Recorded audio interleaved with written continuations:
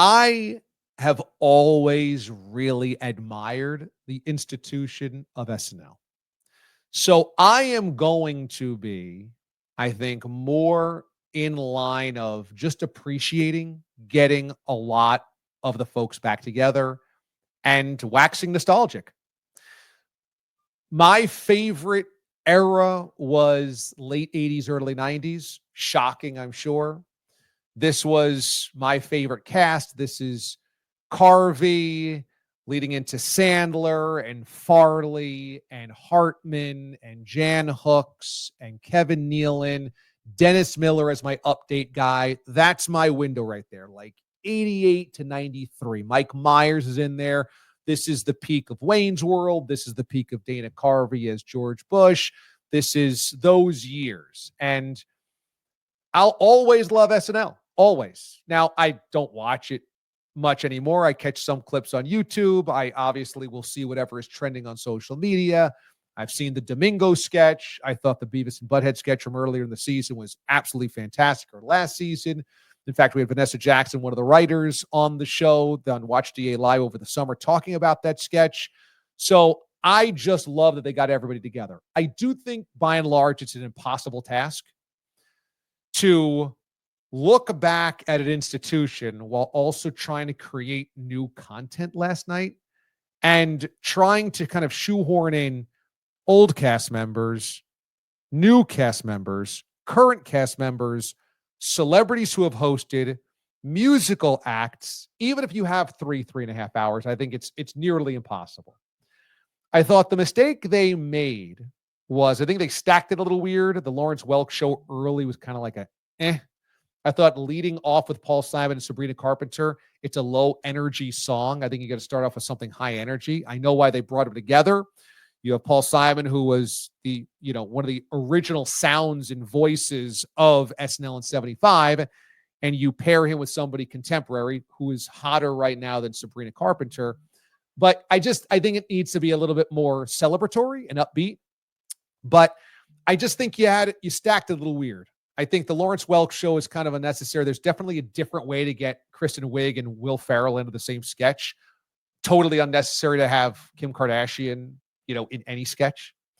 I think Black Jeopardy is good because Eddie is doing Tracy Morgan.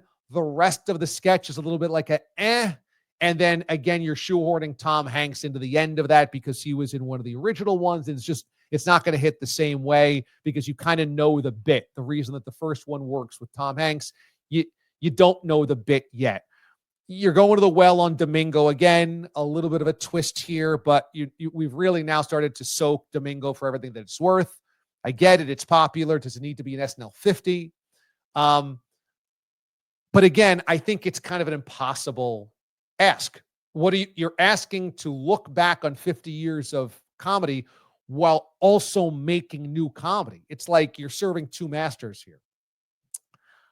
I thought of all the things last night that worked best, Adam Sandler doing the song about 50 years. Because Adam Sandler is remarkable in this way. Sandler has this kind of effortless everyman thing. He's wearing sweatpants all the time, ball caps. It looks like he's always just rolled out of bed. So whatever his humor is, it is so just kind of there and slapped together seemingly, and just whatever it is. And yet nobody hits silliness and punchlines with a wistful nostalgia like Adam Sandler. And when Sandler pauses for Farley and for Norm, it's like the whole room gets choked up, because there's the significance here. The significance of last night is not to make new content. The significance of last night is to remind us that all of us watching for 50 years have had people from that show enter our lives and become pop culture phenomenons. And we've seen them be born as celebrities, and some of them die as celebrities. And that the institution of SNL is so unreal that it could birth Bill Murray and Chevy Chase. And Chevy Chase is 80 years old.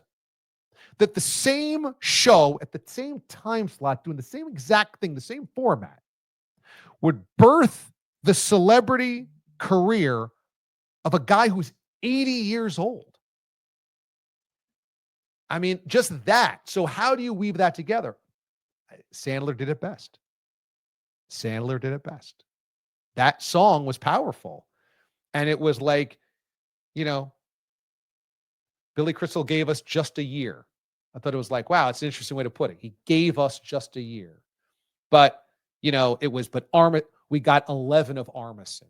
You know, once you started thinking about it in those ways, it was almost like a baseball player's career. How many years did you get to enjoy that player, that athlete?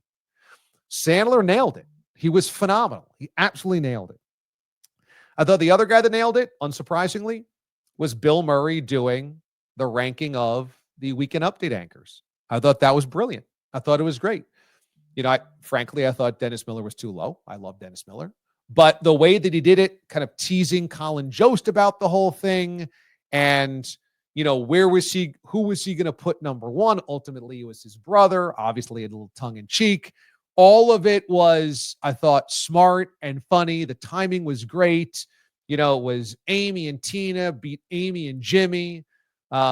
Or Tina and Amy versus Tina and Jimmy. The way that he phrased it was really funny. The whole thing was really good. I thought those two things worked. And again, what did it do? It wove everything together. It stacked or identified why this matters.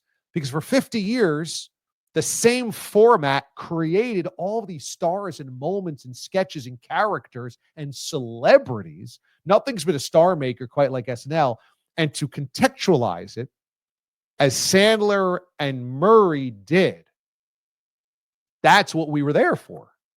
We were there to kind of see through the looking glass what 50 years of this looks like through that plane, through that prism, through that lens. If you knew it's all now 50 years, what does that look like? Which is why I didn't love the Andy Samberg video, because while, of course, it's making fun of the fact that as happy as everything seems, everybody's anxiety-ridden. I thought, you know, in many ways, that was pretty self-indulgent.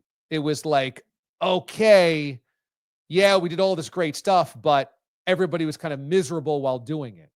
Where we as the audience, we don't want to hear how miserable it is. We just want to enjoy the fact that it was done. All these characters, all these pop culture phrases. You know, you're watching all the things that Will Ferrell did or Eddie Murphy did, and you're like, or Dana Carvey did it. And all of those people, all those characters last forever. And, you know, it's like you can identify where you were, your age, watching that episode, what have you. Still, how many years later? That's what we wanted last night. Instead of kind of, I thought, some of the insular stuff, which it's like, okay, but we're kind of there because we're looking back at this monstrosity of time that has gone by, and everything's changed, and yet nothing's changed. There's still an opening monologue. There's still a celebrity host. It's still an hour and a half on Saturday nights with a musical guest. And that doesn't change. And that's pretty special, because what else in life hasn't changed at all since 1975? Nothing. There is absolutely nothing in life that hasn't changed since 1975, except for SNL in many ways. So that's my overall thought on SNL 50. I liked it. I thought that it was an impossible task, but that they pulled it off well enough. I would have made some changes, like I said, some of the stuff, but overall, I thought it was better than I expected. And I'm kind of wondering, like, it's such an institution now. How can you ever disassemble it? Lord's not going to be there forever. He's 80.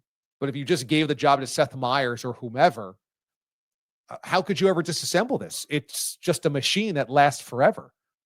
So it's like Steve Martin's probably going to be at SNL 70. I mean, what? You know, it's like it just keeps recreating itself in the same exact way almost. Wallace is asking, why didn't they wait until the actual anniversary in October? Because February is sweeps month. Because this is where you make your bank with ratings. So that's why the Winter Olympics are always during February. This is why the Grammys and the Oscars and your award shows are during February. It's why SNL 40 was in February. SNL 50 is in February. It's why, the NFL loves that the Super Bowl is in February, because this month is when you've got the most people inside watching TV, not distracted, and then you sell these numbers for the spring and then even for the fall potentially on television ad revenue.